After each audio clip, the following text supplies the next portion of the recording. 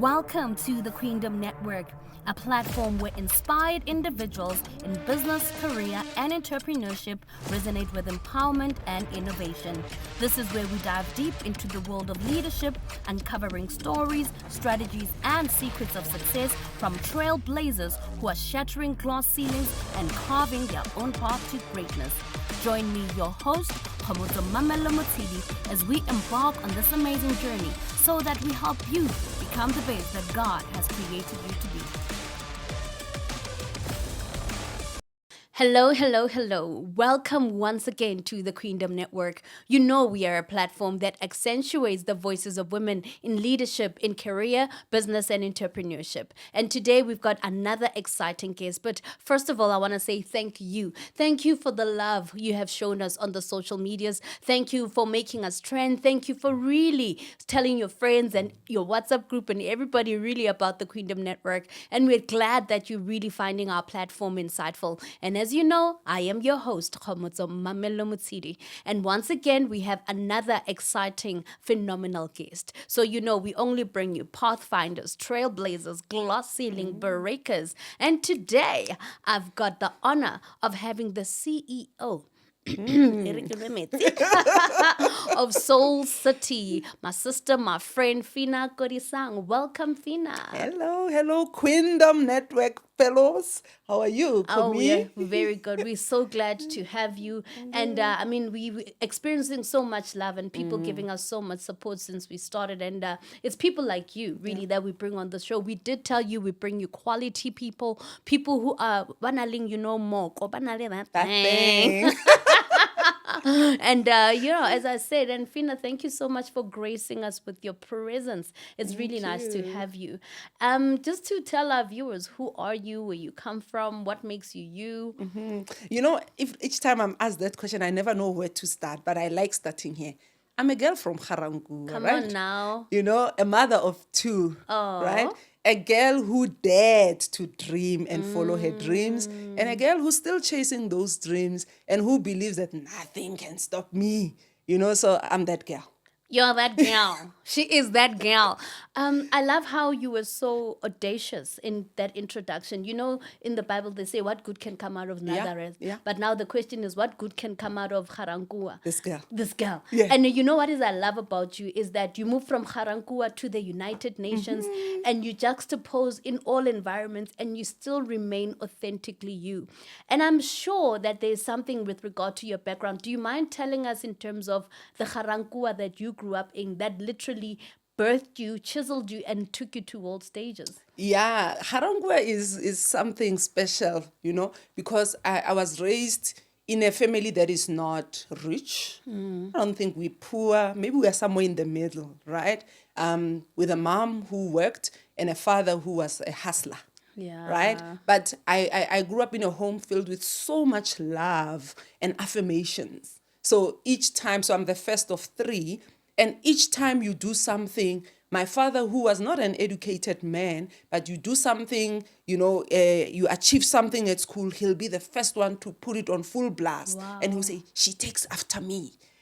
Those are my brains. And you're like, I see that, he really wants us to achieve dreams for him, right? Things that he would have wanted to achieve. Because I remember having a conversation with him and saying, but why didn't you pursue education? Because your brothers, at least some of them, have gone as far as university. He said, the type of parents I had were not the ones who would nurture your dreams.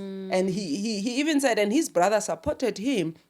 They were like, if we had different parents, we would be far. Sure. Because there were so many things that we wanted to do, things that we knew we were good in, but we didn't have parents who saw that and who were pursuing it. And I believe that him pushing us was him saying, I'm not going to be that parent who's not nurturing, the gifts that my children have. So, and the beauty thing, my father would tell you how beautiful you are. So each time I hear men saying you are beautiful, I'm like, you are late. I've heard it before. You are late. Somebody has already told me, and I believe them because, it was coming from a genuine heart. So I grew up in a home that really affirmed me as a girl, a black girl. And I grew up very chubby. I'm still there. Beautiful. And each time I would hear how, at school, children make fun Make of fun, fat yeah. people, right? You would have names. And each time I went home, I would go home head, of course, because you don't like these nicknames you are given. But when I get home, I would remember that, by the way, I am not that girl that they call Rondo at school, I am this girl whom stands in so much love and authority in her home, where her father would come and say, hey, my beautiful baby, my beautiful girl. And he would even go to the extent of saying, whoever wants to marry you, they must know they're going to pay a lot of money, because this beauty is expensive. It is very expensive. So honestly, believing that and running with it is what got me here, because each time I hear something negative, I remember that no man, that is cancelled out by the fact that my own father would say, as you say that, for me, I also have a similar father. My father's love language is words of affirmation. And I have done many crazy things. Even in starting this podcast, I'm like, I want to do this. The words my father would always say is, go for it, my Why darling. not? I do the craziest things. I take big risks and blame it on my dad. Because he will just say, go for it, my darling. Yeah. And now when you talk about your father and your background, I know you didn't grow up easy. Your parents deferred their dreams so that they can help you fulfill yours. Yay. So for those who don't know Mpanchi is Mkuku. Yeah. But Check. call it what it is. Model But C. I mean, even in that, they deferred their dreams so that they help yours come true. How do you take lessons from that? Because when I'm in your presence, I know you're just so audacious. You've got a beautiful aura. You're authentic. You're strong. And there's a beautiful trait to have, and it attributes to the fact that you grew up in a family, regardless of the circumstance. Yeah. So how do you take lessons from how you grew up to where you are now? The biggest lesson, and I will cherish this my whole life, and if I'm even choking on emotions, is when I fell pregnant at 19, right? Of course, I didn't plan that, but it happened. And my father set me down because at least I trusted them with, I've made this mistake, parents. And my father affirmed me again. Oh, wow. And he said, yeah, you are going back to school. This child will remain in this house the same way we raised you. We will raise this child. You owe me a degree. So you're not coming back into this house without a degree, And I remember when I graduated, he repeated those words because we threw a party, and he said, I'm not disappointed. Wow. All of you might think, oh, she wasted her parents' money.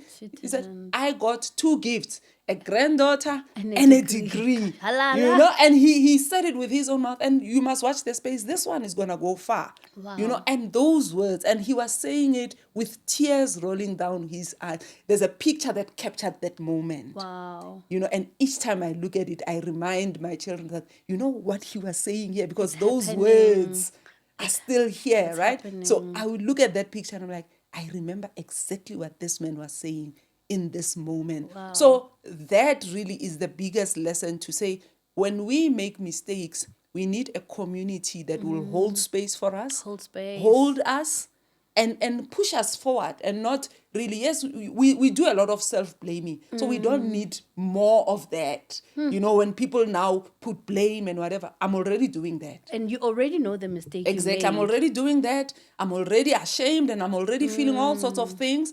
But you need a community that says, okay, what lesson are we learning from this? How are we moving forward? Sure. Right? And I had to have that conversation with my parents to say, I promise you, this is not going to be repeated. Wow. The next time I have a child, I would have money, I would have a car, a house, and a home where I can, raise this child. I'm not going to burden you with my responsibilities. And my children are 10 years apart, because I held myself accountable to that promise, to say, remember the promise you made to your family. So the overall lesson is that being loved, being held, really makes you want to do your best.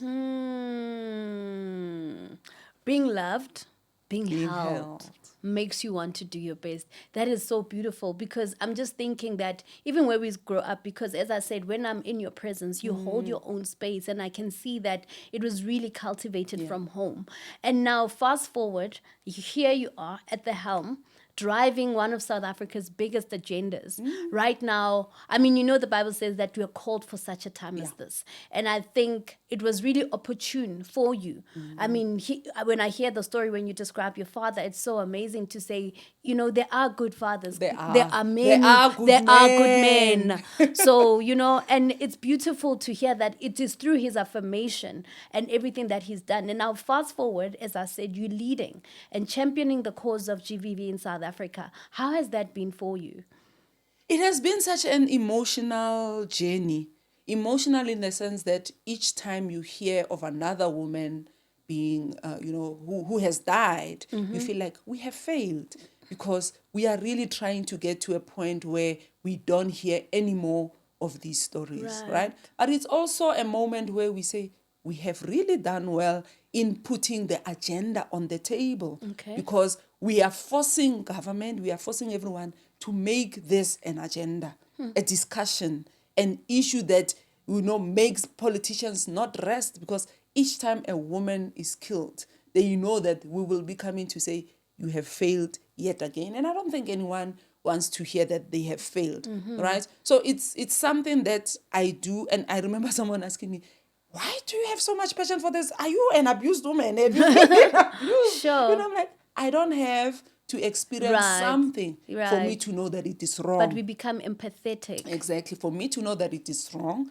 and it must be, dismantled. I don't have to have experienced it. I'm actually preventing me being one of the people who will be counted as a statistics. I have children. I don't want any of my children to fall into that statistic. So I'm not passionate because I'm fighting my own battle, right? But I know, when a tree gives you its fruit, it's not for itself, right? So a pear or a mango tree does not produce mango for itself. It's for all of us who will take from that tree. So when I fight this battle, it's not necessarily for me. It's for all the people that I know deserve justice and deserve to live in a world that treats them as human beings who must enjoy the freedom that they have, the God-given freedom of being a person who lives on earth. You know what I love?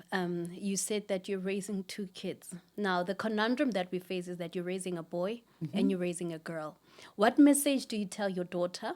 What message do you tell your son? Because GVV affects all of us, right? Yeah. And particularly in society. What message are you driving at home for your daughter and also for your son? Because society has told us, like, for example, fear men, all of that. But now we're raising children into a society. What message do you tell each of your children? The beautiful thing is that from a very young age, so I grew up with my daughter because I had her when I was 19. So we've grown up together. Right. So some of the lessons I've learned, we've learned together. Right. And so it was easy when my son came for her to help me transfer the lessons, because she's already embedded in these values, of Ubuntu, of loving other people, of extending yourself and being a safe space for other people and holding space. So I believe so much in holding space. What does that mean? It means being there for someone genuinely so. Understanding, and like you use the word empathy, understanding their pain and feeling that pain even if it's not directed at you, right? So understanding that when Komoto is in pain, I'm also in pain, because nobody deserves to be in pain. And I see how it has come to fruition in my children, the way they extend themselves to others. So my boy Shem, he's the only boy, for a long time he was the only boy in the family amongst many girls. So he was held in a space where he was cushioned, but every time we remind him the privilege you have as a boy, because the world offers men, all of them, privileges. The privilege you have out there where boy children are treated like kings, they don't touch things, they don't do dishes. in this home, it doesn't work. In this home, if you eat with a plate, you wash that plate, right? If you want eggs, bread, whatever, at the age where you are able to switch on the stove, my friend, you're gonna switch on that stove, and so it's lessons you teach every day. But he also sees that everybody's doing it, so why would I be the odd one out? So what I normally tell them is that I might not be around, and I'll definitely not be around your whole life. So you need to have skills that whether mama is here, whether my sister is here, I'm able to survive, because there's no guarantee that you'll marry someone who will come and say, Baba, and come giving you food, kneeling down and whatever. You need to be able to prepare your own meals as a boy. And I think if you see my son, he's such a gentle soul. Wow. He's an 18-year-old. Yeah, no, he's a gentle soul. He's 18, he understands. You see how when there are other people, he shows love so he extends himself, right? His love language is doing little things. So if he has money and you are out at the mall, he'll say, can I buy you guys ice cream? Without being asked, he just offers. Wow. That for me says, Mommy, you've done well. He understands. You've done well. Because I think when you read the statistics, everything starts at home. And we have to be very intentional in terms of how we train our kids, how they go into society. Now, coming back to the statistics, South Africa is being regarded as, for example, the rape capital, the highest statistics of GBV. You deal with that on a daily. And I recently saw you at the United Nations. Advocating for women's rights as well as against GBV. Do you mind maybe taking us into your confidence with regard to navigating the conversation from South Africa, also on a global stage? How does that affect you? You see, the conversation is one, like you said, that for me, if it doesn't start in the home, then the ecosystem is broken. Because the whole ecosystem of advocating is starting with how we socialize our boy children, our girl children, right? And having those conversations, even with our parents. Because remember, they grew up in homes where violence is normalized. Ho na le this thing ko ka sia hore monna o bontsha lerato ka ho shapa, right? If in fact boys are trained ha ba o shela, there was this thing they'll twist your hand until you say yes. So I've experienced that growing up. Ba o shela ko harangwe mashimano o beya letsoka mo. I love you, you must say I love you too. If not, he keeps twisting it. Because they see it happening and nobody's calling it out. So to them, it's like, if you want to get her, that's how you do it. So I have a scar here, right? Can you see? It's a small little scratch. How I got this was at middle school, there was this boy in our school and he used this compass instrument. And he came and he put it here. And he's like, I'm going to count to 5. And by the time I say 5, you must say, I love you too. No. And I stood there and I looked at him. He counted. And I'm like, I don't love this boy. There's no way I'm going to say it. Right? So he scratched me because now he has an audience. He needs to make good on his threat, And he ran away from school from that day. Sure. So we met when we were adults and he said, hey, you are the reason I left school. I'm like, you are the reason when my life is going so great because people like you pushed me to say, life shouldn't be like this. So at that time, in fact, I didn't see it as GBV. It was, this is what is happening. Right? But I think something, when I grew up, I connected with everything that happened to say, man, society has normalized these things. And that is why you can't have that conversation only in the home. It needs to be at the societal level as well. And the global becomes where policy, because policy becomes that bridge between what we do and how it is then taken serious. It will not make it to budgets if it's not legislated. True. So policy is there to make sure that it's legislated, politicians take it serious, they go to big meetings and they make commitments and the commitments come with money that it comes with. So for me, it's that thing of saying it's granular, it starts there. Yes. ordinary homes having these conversations, society understanding that if a boy is behaving like this, he must be called out. If a girl is behaving in a certain way, she must be called out. If men, women, if anyone is behaving in a way that is not right, they must be called out. And then we who are then the advocates, right, take these conversations to the global stages to say, guys, we have not done enough. That budget you have allocated is not enough. We need to do more. We need to do more, because prevention takes more money than when we deal with a wound, right? The prevention goes to the heart of people, to the soul of people. You are dismantling their cultural beliefs, their religious beliefs. You are dismantling so many things that shape this behavior that you now see as GBV, right? So me standing in as a voice, as a representation of all the women that I take when I go to, CSW, which is at the UN headquarters, their status on women, is these conversations that I have every day with ordinary women who says, I'm still hurting. But as you're talking that, I'm thinking that we need a platform where we do society engineering, like where we re-engineer our society in terms of the norms and things that we do, because sometimes we normalize the abnormal. Yeah. And it becomes a problem because when it's done so often, we then think it's normal. Yeah. And it's really not normal. What are the things that you think we can apply?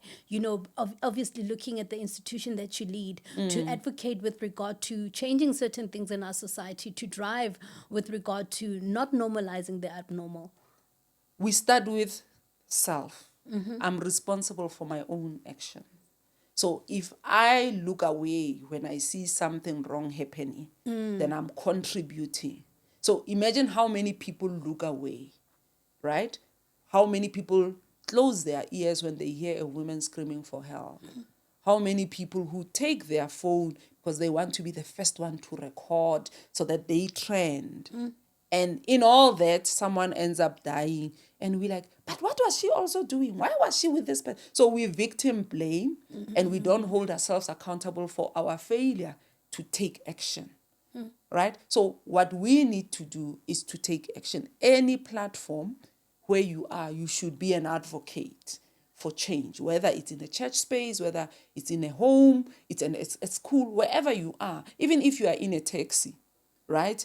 Your responsibility is to say, but why are we allowing these things to happen on our watch? Because history is recording this. We are planting a seed. And we don't want history to repeat itself. We don't want history to judge us when it's now happening closer to home, and you want all of us to respond. Remember, you've planted a seed of inaction, let me call it that, right? Of a non-response. So if you are planting seeds, we harvest. Seed time, harvest time. And they say it's seed time and then harvest. Yeah. Sure. So, yeah. Wow. So, for example, that we see you that you are a culmination of different experiences for you to even be at this point. And the institution that you lead, you deal with different people from different spectrums of society. So people in the grassroots, people in parliament, people in global stages on the United Nations. What are the things that you take in terms of taking your space and leading where you are?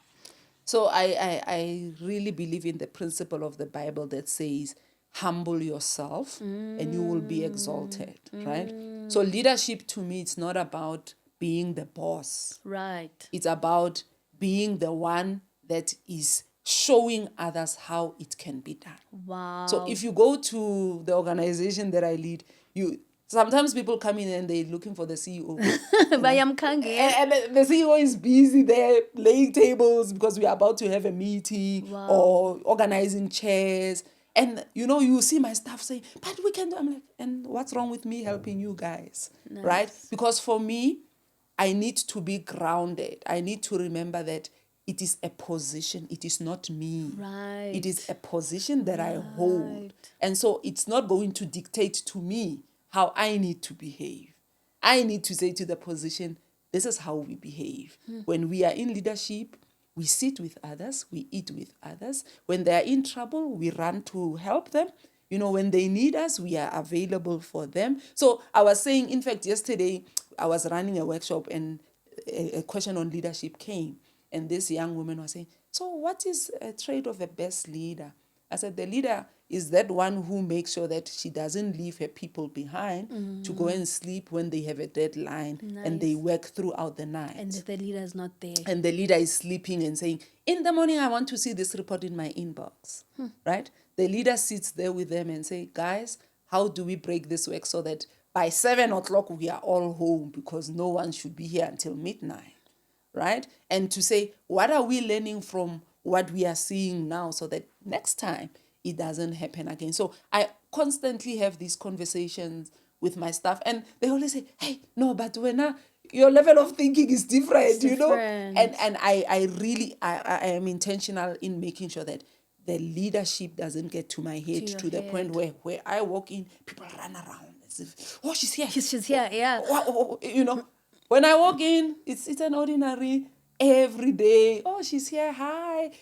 We had a consultant doing our organizational culture, and she says, I must tell you something. And I'm saying it not because I say it because I think leaders need to understand this and how people see us. So she says, one of the questions that was asked is about, the type of leaders and whatever. And the people kept saying, no, Phinah, you can walk into her office. And she said, but who is Phinah? Who is this Madam Phinah? CEO, but there's nothing like that. Exactly, right? And she says, only later I realized that this Phinah that people talk about is the CEO. No one used the word the CEO. That is amazing. They were all saying, oh no, Phinah, there's this Phinah.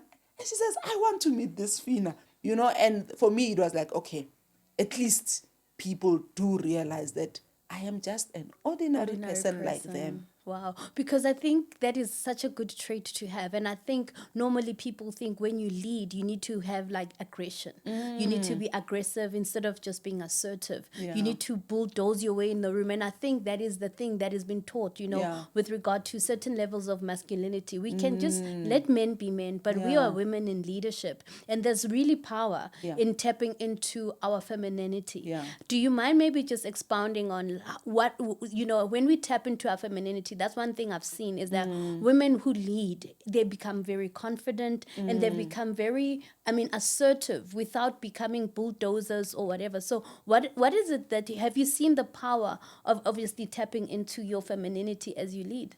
I tap into that all the time because that's me, that's my character, right?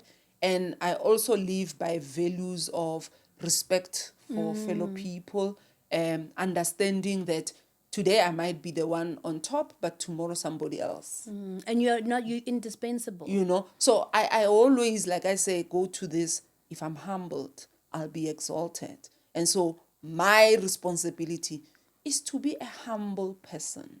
Good. And to make sure that I bring everyone there. Right. And you find that each time people want to come and argue with you, they don't even know where to start. They're like, but now I don't even know how to shout at you. I want to shout at you. How do I shout at you? Because you bring this energy that says we can have a conversation. We don't have to fight. Right? We can disagree, but disagreeing doesn't mean, voices are raised. True. It can be a disagreement where you are putting your facts forward, I'm putting my facts forward, and we find common ground. And if there's no common ground, then there are days when I'm like, oh, by the authority in vested in me as CEO, this is where we are going. But when I do it, people really understand that it's her position. She must take that position. And also it's a matter of people not taking your kindness as a weakness. Yeah. Because it's there's a line, because sometimes when you become kind and you're very approachable, people think then they can step over some lines. And one of the things I'm thinking about, I grew up watching Soul City. Kumbula with Sister Bettina. Yeah. Imagine they made a whole song about it anyway. But it was just like on TV educating us with regard to AIDS, and then now it's an institution. Did you feel, it has a legacy. Yeah. Did you ever feel at any time, for example, dealing with the imposter syndrome, that maybe you're not the girl for the job? Fortunate enough, I've never had this imposter syndrome. I think, like I said, I was always told, you are the girl for this. Right. So, and my father saying, Innately so, it was yes, in right? you. And my father saying, watch the space. This one is going to go places. Right? And in fact, he said, you owe me a PhD now. So I owe my father a PhD. NQF level 10. So each time I want to drop out, I'm like, hey, can I owe that man a PhD? You know, Right. he believed in me that I can achieve it and I will achieve it. You know, so I've never had this imposter syndrome because I believe that there's no way something can be deposited in me and people see it, recognize it, and then it makes me feel inferior. Right? So I always go into the space saying, this I can do, things I can't do. I'm always a learner. Right. So each time I enter a space, the things that I know how to do, you will see that I know. This And is you her space. excel. She excels in this. And things that I'm not afraid to say, here, guys, I need to learn. Teach me. I don't know how to do it. So I've never had this imposter syndrome. And to tell you, when the post became available, the employees of Soul City were coming to me and say, we hope you're going to apply. Right? So already they were Affirming you. Correct. Wow. Of all the people that we see right now in the organization, we believe you are the person for the job. So there was no way I would doubt. In fact, I wondered, I was wondering, should I apply, not apply? And when 3-4 people came and said, is your CV in there? Because, you know, we are rooting for you. I'm like, oh, okay. Why is my CV not in there? Yeah, go. Yes. And because I think one thing I love is that, because a lot of women think that when they get into leadership, automatically they need to deal with the imposter syndrome. But the thing about it is, it's about you affirming yourself from where you come from, taking all your experiences, everything, your nuances, and putting them in one place and say, I am the girl that I think that I am, and I'm the girl for the job, you know, and in spite of whatever you hear, naysayers. And I think one of the things that I've seen, you know, they make a joke, they say when a man sees a job, he just applies. Yeah.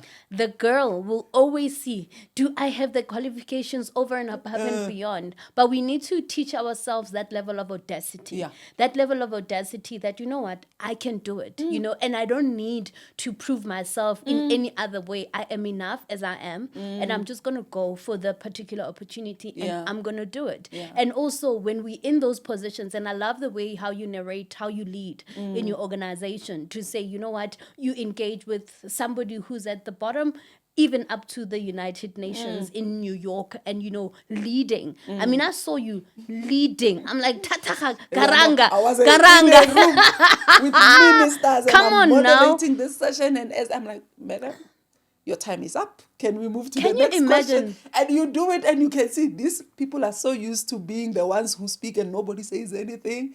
But I'm like, I was assigned a job. My and job I'm here to was do to it. moderate this session, to get everyone to put their facts on the table and to deliberate. So there's no way Homi is going to take 3 hours when we've allocated her 15 minutes. Sure. When your 15 minutes is up, Madam President, Madam Minister, your time is up. You know, one thing I love about you, you know, I've been in the room with you. I've seen you on platforms. Now, when I look at you, I'm always in awe, because I'm like, how does she do it? You know, how do you, I mean, what are the things that you do? Because you ooze confidence, you ooze power. And it's I don't know, only that thing. On that thing, and it just makes it, you are very admirable.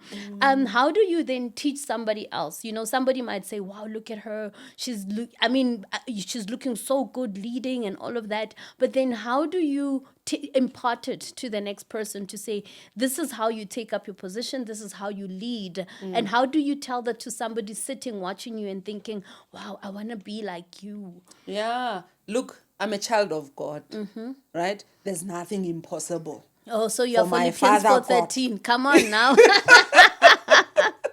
So honestly, I'm rooted in, if I want to do it, what will stop me? Wow. Right? So I always go for, I can do it. I can do it. And if I fail, I'm like, oh no, there's a lesson to be learned. It's not a failure. It's, oh, we've learned a lesson here. We know how not to do it the next time.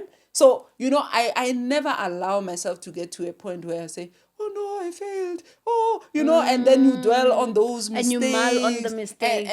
No, what did you learn from this And we move. experience? And how are you going to take those lessons? Nice. So that next time when you are faced with a similar situation, remember, we don't do it this way, we do it this other way, right? So I'm a child of God, and every day my life is centered around God. Here we are. Today is a new day. Let's go. Right? And when God is with you, bathong, ke eng e tla o palla? Bathong. Nothing is impossible. They say the word impossible. When you spell it, you write impossible. Impossible. And so that's what you need to look at it, and having a different vantage point to say, Yeah. no. Yeah. I am possible. Yeah. I can actually do this. I forgot to mention, and I think it's important. So this leadership thing, the way it is something, I believe it's my ministry, right? Because we minister differently. Absolutely. I've received awards, right? The Global. latest, Global. the latest one was from the Premier of Gauteng. Come on now. In March, when we were celebrating International Women's Day, and in the category of women in leadership, Phinah Kodisang was awarded a woman leader, who stands out amongst other leaders. And that for me says, you see, when you do things and you do them right, the universe sees and it rewards. Because honestly, this seed planting and harvesting for me is a principle. That's good. If I do good, it will come I back. might not see the results now, but my generation or generations later, they will eat from the seed that I have planted. That is so good. The fruits will come. Because, like I said, when we are trees, we are not producing fruits for ourselves. Come on now. That's a sermon. Come on now. That is a whole sermon. Because the thing is, they say, for example, a tree. One day you need shade from it. One day you need fruit from it. Then the other day it can even put you in a casket. Yeah. The very same tree. Yeah. So you got to be very cognizant in terms of how you transition every season. Yeah. Because from one tree you'll give different things. Yeah. But it doesn't matter. Once the seed is in it, it will always produce. Yeah. Sure, that is so good. And now, as you say now, different accolades.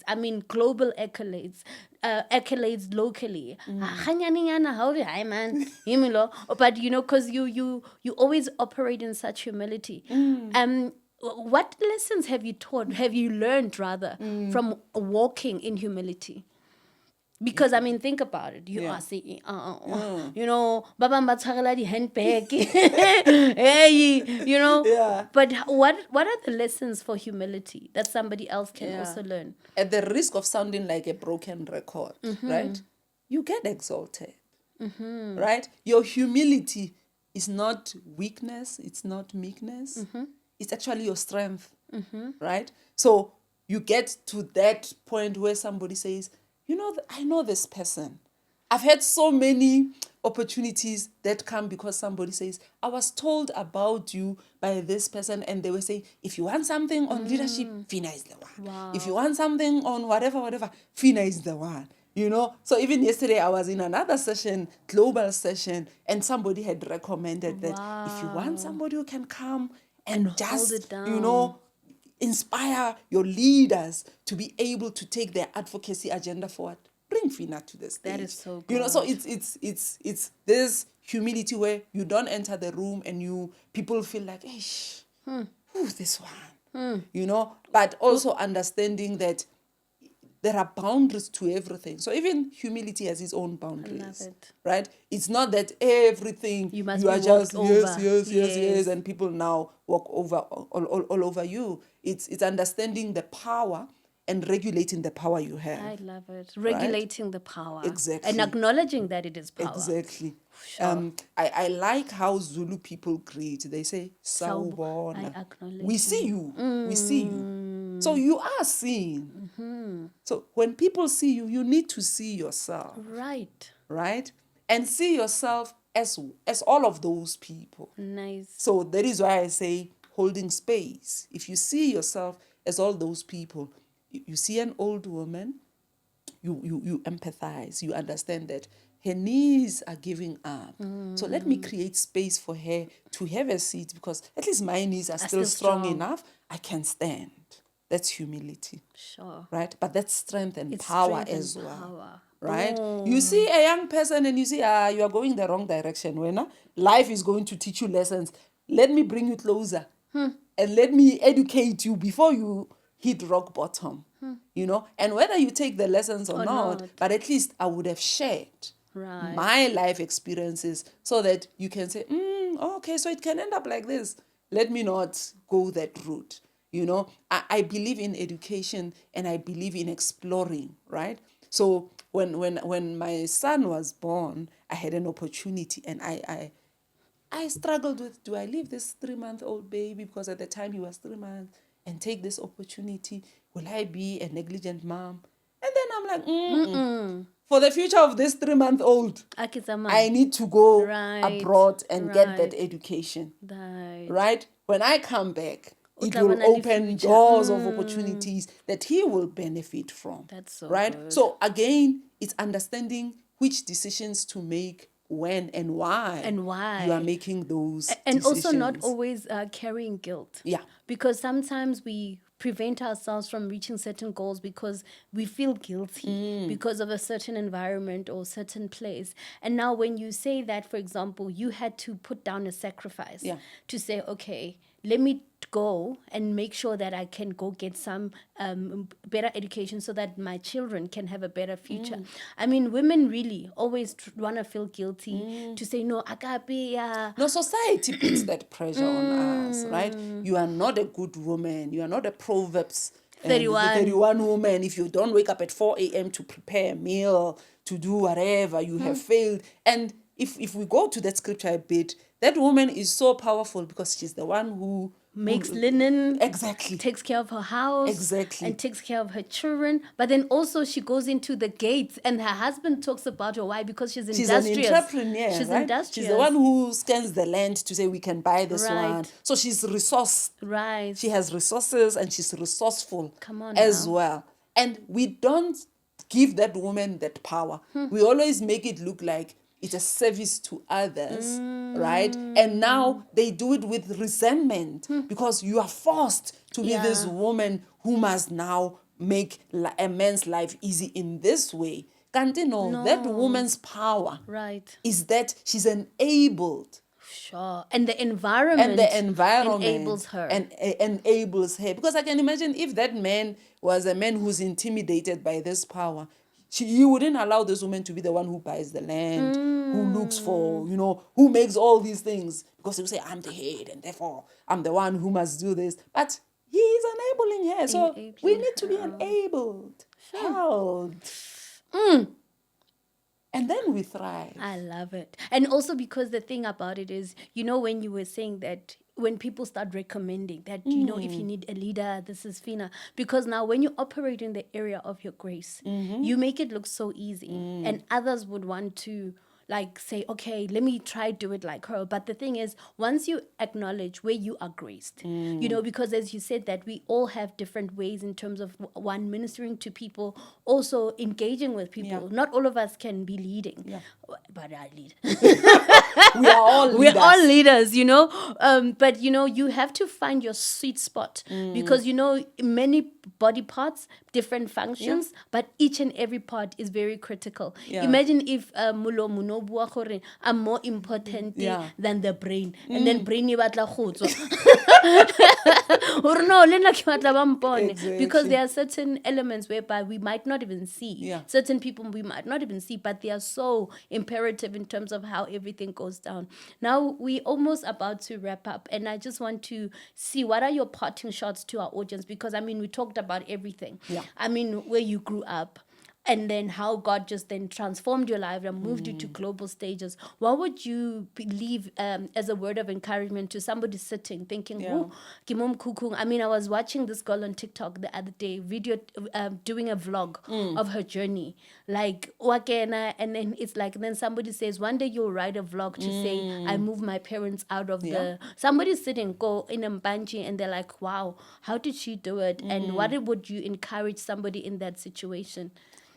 So that mpanji is not you, number one. Come on. Right? And it's not your destination. You are on a journey. When you are on a journey, there are pitfalls, ho na le di-hump, ho na le di-potholes, So you need to navigate. As long as you know where the destination is, you navigate and say, thank you, You get a pothole, you get a puncture, you fix that tire, you move.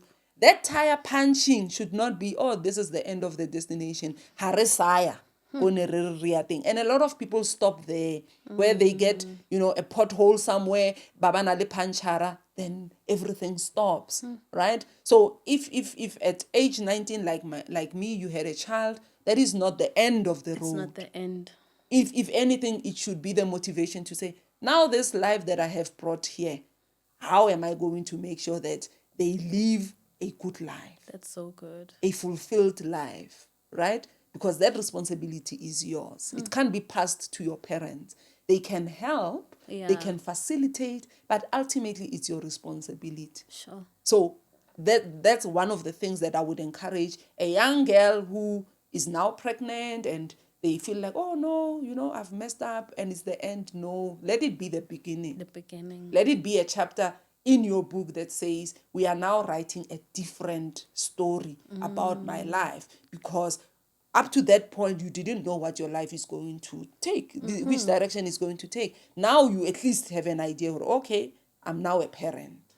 What does a book on parenting for me look like? And you write that, because there's no manual that says this is how you do it. You need to start writing, and that's what I've been doing. Every day of my life, I'm writing a manual for me, my family, my children, and generations to say, she did it, she could do it. And it doesn't mean my formula is the one that works. Hence, I'm saying you write your own story. I love it. You are the author of that story, right?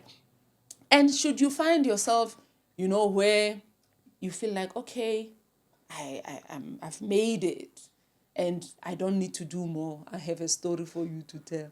More is what is required. Right, to whom much is given, much is required. More is what is required, because until we bury you, you are still a book that is being written, So, Honali Series 1, Series 2, Series 3, Series 4, chapters, epilogue, prologue, whatever you call it. We go through different meanders. Seasons change. I don't know what I will look like at 50, what life will have in store. I know what I'm praying about, but the answers I will know when I'm 50. Right. And I can tell you, when I'm there, I can tell you, okay, this is what 50 looks like. Nice. Right? So we really need to, one, be gracious to ourselves. We need to love ourselves enough to make sure that ha lerato lo expecting to get from other people is not there. You say, but Phinah, I love you. I love you. So hug yourself. You know what? Maybe they are not loving you the way you expected, but I love you, girl. Let's go. Like you will sound like a crazy person, but you must hear conversations I have with myself. Especially when I bath, because that's the time I have to myself. And I'm like, hey, Specheche, I love you. Come a long way. Because if I don't do that, society is going to make me hate my body. Right. Because there's a standard that is put on what a beautiful body looks like. Right? Yeah. So I always have to tell myself, girl, so